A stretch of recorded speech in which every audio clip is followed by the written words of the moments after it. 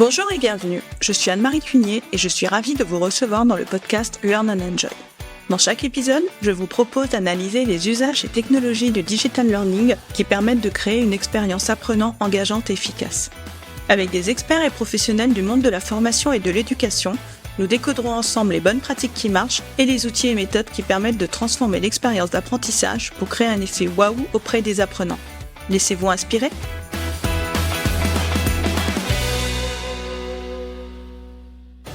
Bonjour à tous. Pour préserver notre planète, la réduction de notre impact environnemental est une priorité. Et dans le secteur du numérique, l'éco-conception devient incontournable, y compris dans le domaine du digital learning. Mais comment faire pour adopter de bons gestes plus respectueux de l'environnement lors de la conception de modules digitaux et ainsi limiter notre pollution numérique ? Dans cet épisode, en compagnie de Véronique Nougier, je vous propose de découvrir quelles sont les solutions concrètes pour intégrer l'éco-conception à chaque étape du design pédagogique, les pratiques à adopter pour réduire la consommation d'énergie lors de la création de ressources digitales et comment sensibiliser les apprenants à des usages numériques plus responsables. Bonne écoute! Bonjour Véronique et bienvenue. Bonjour Anne-Marie. Eh bien, aujourd'hui, nous allons échanger sur un sujet important dans la production de formation digitale, l'éco-conception. Tout à fait. Et merci de ton accueil. Merci. Donc, est-ce que pour commencer, tu peux te présenter à nos auditeurs, nous expliquer ce que tu fais ? Alors, tout à fait. Alors déjà, un petit peu mon parcours très rapidement.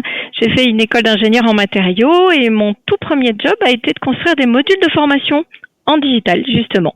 Donc, pas d'internet à l'époque, parce que je ne suis pas toute jeune, mais déjà, il y avait un besoin de capitaliser de l'expertise, de créer des formations pour un apprentissage en autonomie. Et j'ai tellement apprécié que j'ai continué, je suis restée dans le domaine. Et j'ai continué à renforcer mes compétences en multimédia via un 3e cycle et suivi toutes les évolutions, tant techniques que pédagogiques, de la formation digitale. Que ce soit l'arrivée d'Internet, donc du distanciel, puis le mobile, les modules longs, les modules courts, les micro-modules, la vidéo, etc., etc. Après, j'ai travaillé un peu plus de 10 ans dans une entreprise grenobloise très spécialisée dans la formation industrielle et puis j'ai rejoint Smart Canal en 2011, société de laquelle je suis aujourd'hui associée et directrice pédagogique et Madame Éco-Conception. Voilà. Donc, tu as un panorama vraiment très varié concernant les formations digitales.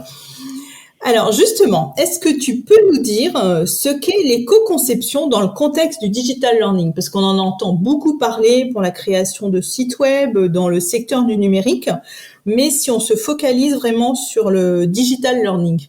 Alors, sur le digital learning, effectivement, on peut dire que dans le tout ce qui est éco-conception, on trouve beaucoup de choses sur le numérique responsable, très peu de choses sur le digital learning. Alors, pour expliquer quand même ce que c'est que l'éco-conception, c'est une démarche déjà, c'est pas autre chose qu'une démarche qui vise à réduire les impacts. Et très officiellement, c'est une démarche qui vise à réduire les impacts de façon globale et multicritère. Tout ça est important à prendre en compte. Le multicritère, ça signifie qu'on ne se contente pas de raisonner sur un des critères, notamment l'empreinte carbone, qui est un des critères dont on parle beaucoup, mais il faut prendre en compte l'impact sur la consommation en eau, sur la consommation en matières premières, sur l'impact social, l'impact sur la biodiversité, etc., etc.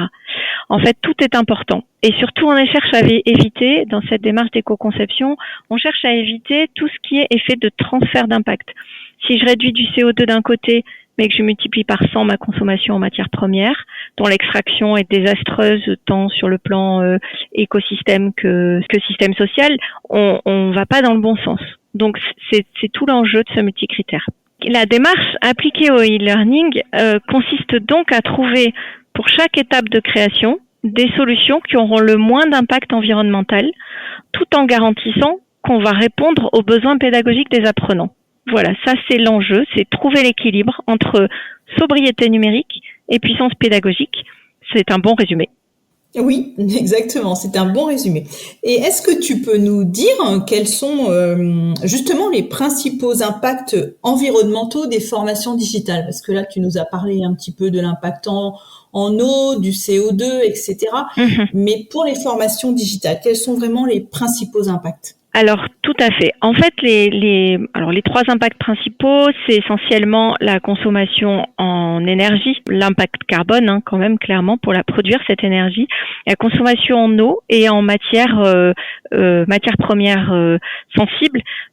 Alors, pour quelles raisons ce sont les 3 grands points principaux et les 3 grands impacts? C'est parce que si on prend une formation digitale, c'est un service numérique, en quelque sorte, comme un autre, et comme un site web peut l'être ou une application mobile. Et pour tous ces services numériques, ce qu'il faut comprendre, c'est que l'impact le plus important, il est au niveau de l'usage.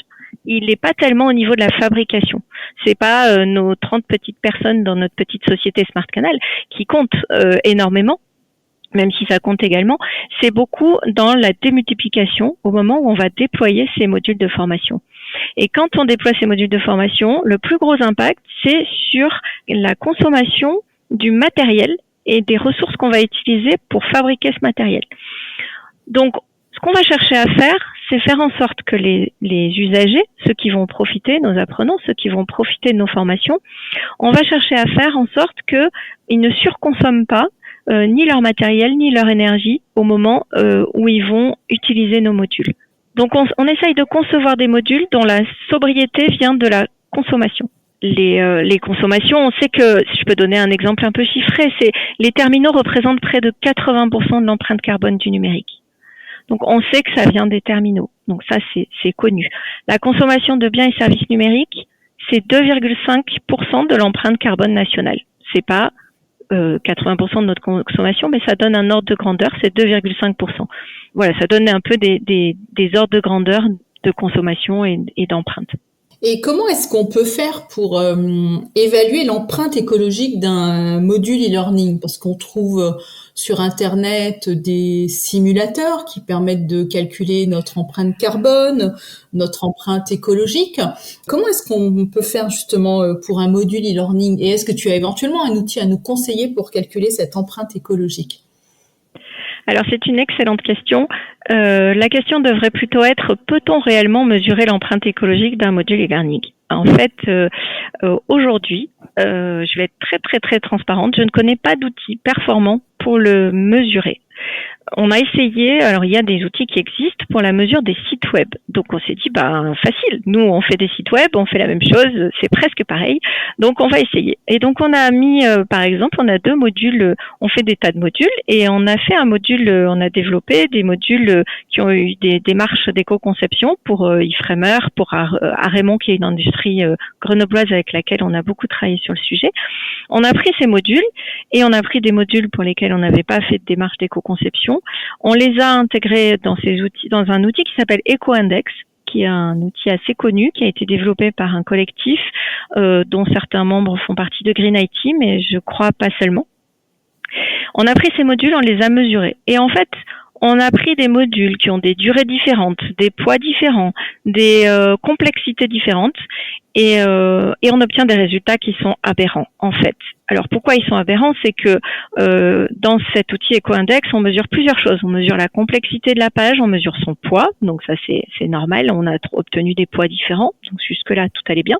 En revanche, en termes de complexité de ce qu'ils appellent le DOM, qui vient de la structure des modules, et la complexité des requêtes, le nombre de requêtes, on a trouvé chaque fois quasiment les mêmes résultats. Et donc, on s'est dit, c'est pas normal, en fait. C'est pas normal que sur des modules aussi différents, on ait un outil de mesure qui nous donne un comparatif qui est exactement le même. Donc, je pense que derrière, mais ça, on est en train de voir avec j'essaye d'avoir des contacts avec des personnes qui sont spécialisées dans le développement de ces outils pour savoir comment ils calculent en fait ces éléments. Est-ce que la norme SCORM, qui est la norme, notre standard à tous dans le digital learning, est-ce que ça impose des structures de pages qui font que finalement on sait pas trop, elles sont toutes pareilles en fait, et que les requêtes finalement ce sont aussi à peu près les mêmes nombres de requêtes. Est-ce que ça vient de là? Est-ce que ça vient du fait que nos modules, c'est un package SCORM, on appelle ça comme ça, hein, donc c'est un package SCORM, et que du coup, quand je mets mon lien URL, ça ne mesure que ma page story.html si j'utilise du Storyline, ou que mon index. Et du coup, je suis incapable de mesurer vraiment la valeur, le poids de l'ensemble de mon site. Je ne sais pas. En tout cas, ce qui est certain, c'est que je peux pas en conclure grand-chose. Et donc, du coup, je peux pas dire qu'aujourd'hui, j'ai des outils pour le mesurer. Et ça nous amène, alors, ce que je sais mesurer, par exemple, et là, c'est là où on a fait un gros travail déjà, un premier, hein, parce qu'on fait par petits pas. Premier objectif, on s'est dit, on va limiter en poids. Et on va se dire, on va déjà travailler sur le poids de nos médias et sur le poids de nos modules et de ce package. On va travailler sur le code, enfin sur toute la simplification qu'on peut faire. Et quand même, on a eu un premier résultat. Notre premier module éco-conçu pour Arémon, on est passé d'un package qui mesurait 80 mégas à 13 mégas pour un module de 30 minutes. Donc déjà, on s'est dit, on a fait un premier pas avec ce travail et cette démarche. Oui, c'est intéressant. Et d'ailleurs, si l'un de nos auditeurs a une réponse par rapport à ce que tu soulèves sur le calcul de l'empreinte écologique, on est preneuse pour savoir d'où vient ce biais dans le calcul, je dirais. On est complètement preneuse, oui, tout à fait. Alors là, moi, je peux partager à ce sujet avec plaisir. Oui. Et si on s'attarde sur la conception des ressources digitales, en e-learning, on a beaucoup de vidéos, on a beaucoup d'images, on a des infographies, on peut aussi avoir de l'audio. Donc tout cela, c'est gourmand en numérique, en énergie. Donc est-ce que tu as des bonnes pratiques à nous partager pour justement réduire la consommation énergétique lors de la conception des ressources digitales? Alors, ce qu'on a fait nous, oui, tout à fait. Comme tu l'as compris précédemment, on cherche à réduire tous les impacts environnement. Donc, on va travailler, nous, on va essayer de travailler sur comment on construit nos modules. Et comment on les construit? On a 4 piliers dans notre processus. Classiquement, on a la gestion de projet, l'ingénierie pédagogique, l'UX design et l'intégration technique. Et on s'est dit, sur ces 4 piliers, on a regardé tous les référentiels qui existent de bonnes pratiques du numérique et on a regardé ce qui pouvait, on a sorti extrait une centaine de bonnes pratiques. C'est beaucoup. Donc on s'est dit, soyons modestes. Si on veut y arriver, il faut qu'au moins on en sélectionne entre 10 et 15 pour chacun de nos piliers et que systématiquement pour nos modules, on essaye de les appliquer. Et celles qu'on peut pas appliquer, alors on a été aidé par une consultante qui s'appelle Marie Husson qui travaille dessus depuis longtemps et on a essayé de construire un référentiel. Donc on a un fichier Excel et dessus on prend étape par étape et on travaille avec le chef de projet qui va faire arbitrer des choses, qui va aider à la conception. On va travailler avec les ingénieurs pédagogiques qui vont essayer de travailler avec les experts et eux-mêmes leurs méthodes pour trouver les activités au juste besoin. Et alors, qu'est-ce que ça veut dire au juste besoin? Ça veut dire, on s'interdit pas.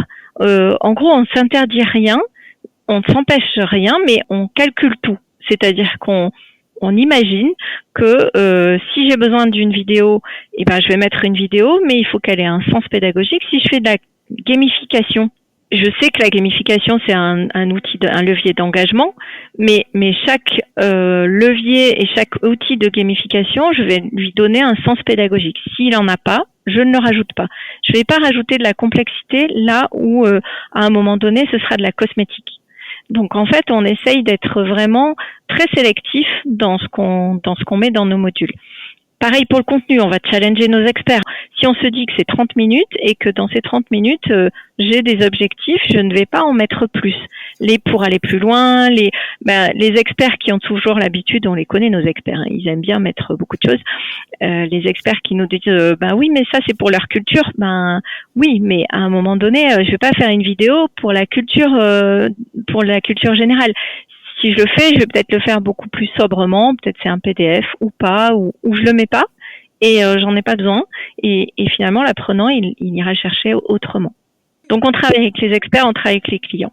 On peut lui mettre un lien, par exemple. On peut mettre un lien pour ne pas avoir à reconstruire, tout à fait, à ne pas reconstruire des structures existantes, parce que dans le principe de l'éco-conception, c'est aussi la réutilisation de choses existantes. C'est ne pas créer des choses qui existent déjà et les recréer à l'infini, ce qui est, dans le digital learning, a été un des très gros défauts peut-être il y a des 10-15 dernières années, ou voire même au tout début, c'est de créer des énormes bibliothèques.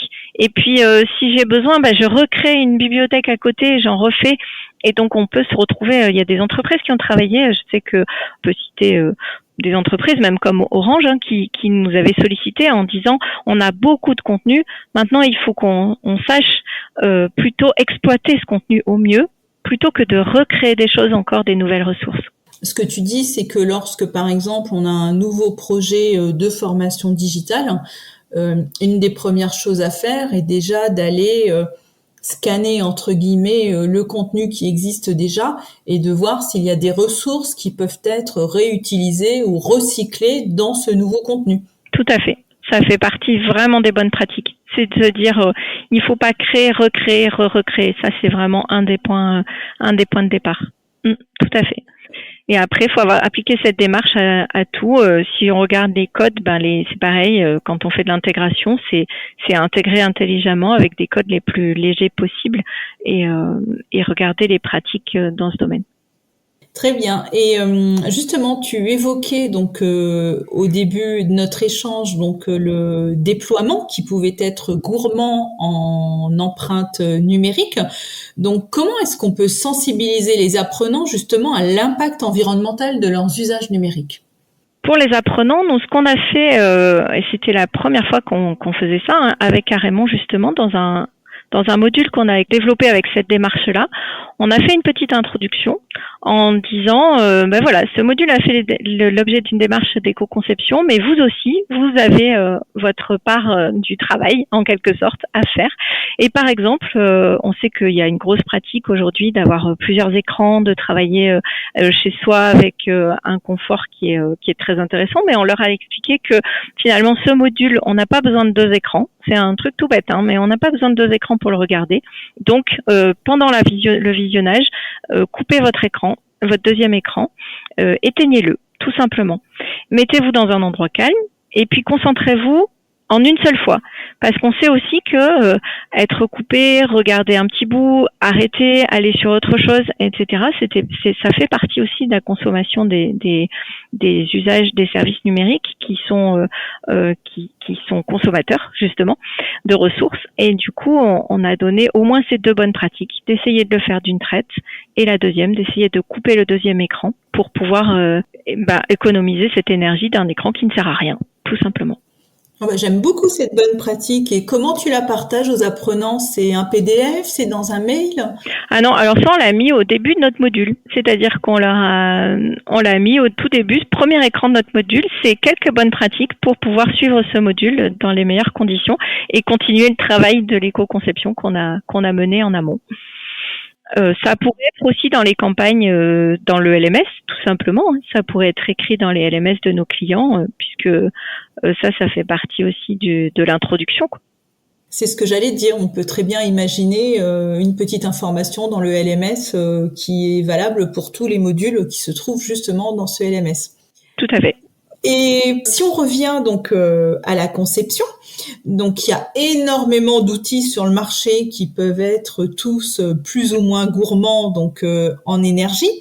Je me souviens que j'avais lu une donnée par exemple sur ChatGPT sur la consommation en eau par rapport au nombre de prompts et c'était assez ahurissant. Oui. Est-ce que toi, tu as des outils ou des plateformes qui peuvent nous aider justement à concevoir des contenus digitaux plus durables, plus légers ? Alors, on a peu de recul là-dessus. Alors, notamment là, tu parlais des prompts, c'est un vrai sujet chez Smart Canal puisque on est tiraillé entre ce bulldozer qui nous est arrivé, qui est l'IA aujourd'hui, qui nous oblige littéralement à faire quand même beaucoup d'essais essais-erreurs. Mais alors là, on est dans la phase, je pense, la plus consommatrice, puisqu'on ne sait pas du tout optimiser encore notre usage de l'IA. Et puis, notre démarche d'éco-conception, où on veut aller vers la sobriété. Donc, c'est pas incompatible complètement, mais c'est quand même un petit peu... Ça semble un peu schizophrène quand même. Donc, on essaye de limiter, on essaye de faire attention, même si certains disent quand même que ça se discute, mais que effectivement avec l'IA, comme on va plus vite, on consomme moins.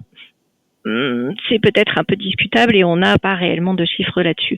Alors en termes de plateforme très sobre, moi je sais qu'on travaille avec un partenaire qui s'appelle Cards aujourd'hui, qui est une petite structure de lyonnaise, petite mais grimpante, qui a fait le choix de dire je fais un outil, une plateforme de conception qui a vraiment pour particularité d'avoir très peu de fonctionnalités. Donc ils ont dit nous on développe des fonctionnalités, peu de fonctionnalités.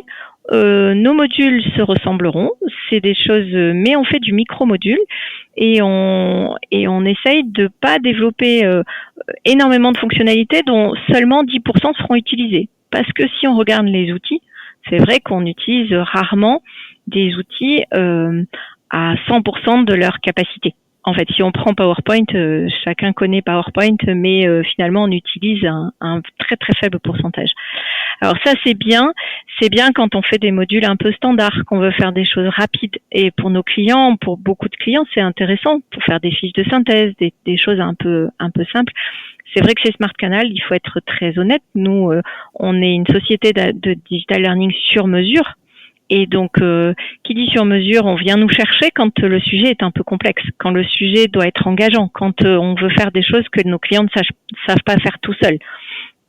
Donc là, nous, on utilise Articulate et le souci, c'est que, bon, comme 80% du marché, il faut quand même être honnête, et aujourd'hui, on n'a quasiment aucun recul on n'a aucune donnée sur leur effort de développement dans ce domaine. Aucune. Voilà, donc ça nous laisse un champ quand même de travail très important, comme tu le vois. On n'est pas au bout de nos peines, et je pense qu'on va continuer à creuser la question, on va continuer à essayer d'avoir des informations, on va continuer aussi à travailler avec nos clients. Au-delà des outils, ta question est intéressante sur les plateformes pour aider à construire, mais il y a aussi... dans notre démarche, moi, ce que je trouve hyper important, c'est comment on va embarquer nos clients là-dedans. Il faut qu'on travaille main dans la main avec nos clients parce que eux, il va falloir qu'ils travaillent sur leurs hébergements.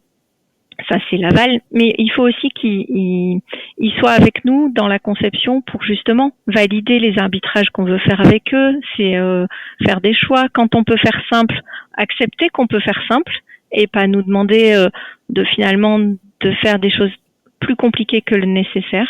Enfin, il y a un vrai travail de pédagogie et d'accompagnement à faire avec eux pour embarquer dans cette démarche. Voilà. Eh bien, justement, donc tu parles des clients. Donc, est-ce que tu as des solutions que tu leur conseilles justement pour héberger ces contenus digitaux de manière plus éco-responsable? Est-ce que pour toi, il y a des plateformes LMS qui sont moins gourmandes en énergie que d'autres? Parce qu'il y a aussi énormément de plateformes LMS. Ah oui, alors ça, les LMS. Alors par contre, là, j'avoue que nous, c'est vraiment pas notre spécialité. C'est vraiment celle de nos partenaires. Donc c'est vraiment avec les sociétés partenaires qu'il faut travailler là-dessus parce que c'est vraiment un domaine qui a sa propre complexité, technicité. Et chez Smart Canal, c'est vraiment pas notre métier pour le coup, l'hébergement. Je sais qu'il y a après je sais que il y a des ABAC, il y a il y a beaucoup de données sur le domaine. Par contre, il y a des données, les hébergements et serveurs j'ai oublié le terme, mais ça va me revenir. Les data centers, voilà. Sur les data centers, il y a beaucoup de données sur techniquement quand on choisit tel ou tel serveur, telle technique, telle technologie, etc. Il y a des choses qui sont faites. L'ADEME a sorti des grandes ABAC et des données là-dessus. Mais par contre, nous, on va pas du tout dans ce terrain-là parce que c'est pas notre domaine. Très clairement, là, ça devient un domaine de spécialistes LMS et hébergeurs. Oui, donc là, il faut peut-être s'intéresser aussi aux LMS qui ont des labels peut-être d'hébergement responsable.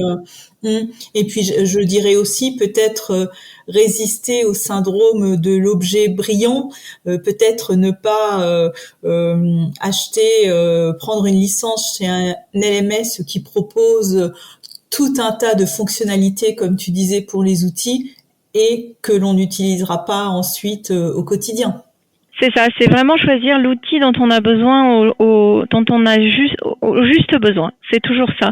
C'est choisir l'outil dont on a besoin à l'instant T et voir s'il est évolutif, parce que si on a besoin de pouvoir le faire évoluer. Mais c'est vrai que souvent on est attiré par ce qui fait le plus en fait. Et donc dans la conception, c'est un peu la même chose. C'est vraiment concevoir le module dont on a besoin strictement. Et pas plus, mais pas moins non plus. Notre discours, c'est pas de faire des choses qui vont pas engager l'apprenant. Enfin, vraiment pas, en fait. On continue à faire des choses et là-dessus, carrément, on a vraiment travaillé là-dessus parce que c'était toutes les idées reçues. C'est quand même un module éco-conçu, ça va être moche, ça va être sobre, ça va être en noir et blanc, il y aura pas de vidéo, il y aura pas de son, mais c'est pas vrai. Mais si on peut remplacer une vidéo par un podcast, c'est très intéressant, pourquoi pas. Et on n'a pas toujours besoin d'avoir la tête de la personne qui est toute coincée devant sa caméra, alors que finalement, si on a sa photo et un petit audio, c'est très sympa aussi, quoi. Voilà. Pour les LMS, ça va être pareil, mais c'est un autre domaine. Complètement, je suis tout à fait d'accord avec toi. Donc Véronique, nous allons arriver à la fin de notre épisode et pour conclure, je vais avoir une dernière question. Quelles sont, d'après toi, les tendances futures justement en matière d'éco-conception pour le digital learning ? Aujourd'hui, j'ai envie de dire, je pense que le grand enjeu, c'est celui dont on a parlé tout à l'heure. C'est comment on va intégrer les nouvelles technologies et notamment les technologies de l'IA sans qu'elles ne surconsomment par rapport à la façon dont on va générer nos modules. On le voit, la tendance c'est on pense qu'on va avoir un bouton magique pour nous générer des modules. Le gros problème c'est est-ce que on va avoir tendance à en produire plus, ce qui est complètement contraire à l'éco-conception. Donc on voudrait avoir un peu la mesure aujourd'hui de est-ce que l'éco-conception dans le digital learning commence à apprendre, est-ce que les gens s'y intéressent, est-ce que dans les entreprises, quel est l'enjeu en fait pour chacun de nos clients aussi. On va essayer de creuser un peu cette question-là. Et puis après, on n'a pas le sentiment que aujourd'hui tout le monde sait qu'il y a un enjeu derrière. Donc c'est vrai, tout le monde s'y intéresse, mais comment on va le mettre en œuvre concrètement et comment on va le déployer à grande échelle. Aujourd'hui, c'est ça qu'il va falloir vraiment creuser, je pense, dans le futur. Complètement. Eh bien, merci beaucoup Véronique. Comme d'habitude dans les notes de l'épisode, j'indiquerai ton contact LinkedIn si nos auditeurs souhaitent te contacter. J'indiquerai également le site de Smart Canal. Et j'indiquerai également le lien pour télécharger votre livre blanc que j'ai lu et que j'ai vraiment trouvé très intéressant parce que les 4 piliers dont tu as parlé tout à l'heure, ils sont détaillés avec le partage de vos bonnes pratiques. Et je pourrais également mettre le lien de l'outil dont tu nous as parlé, de l'outil lyonnais. Eh bien, merci beaucoup. Merci pour ce temps de partage. Merci à toi, Anne-Marie. C'était un plaisir. Merci beaucoup. À bientôt. À bientôt et bonne journée. J'espère que cet épisode vous a plu. Si vous aimez le podcast Learn and Enjoy et si vous avez envie de me soutenir, de m'aider à faire connaître ce podcast, la meilleure façon, c'est de me laisser une note 5 étoiles sur Apple Podcast ou un petit commentaire. Pensez aussi à vous abonner pour être informé de la sortie des prochains épisodes. Et pour rester en contact ou me proposer un thème que vous souhaitez que j'aborde, vous pouvez me rejoindre sur LinkedIn. Vous me trouverez sous mon nom, Anne-Marie Cuinier. Je vous dis à très vite pour un nouvel épisode.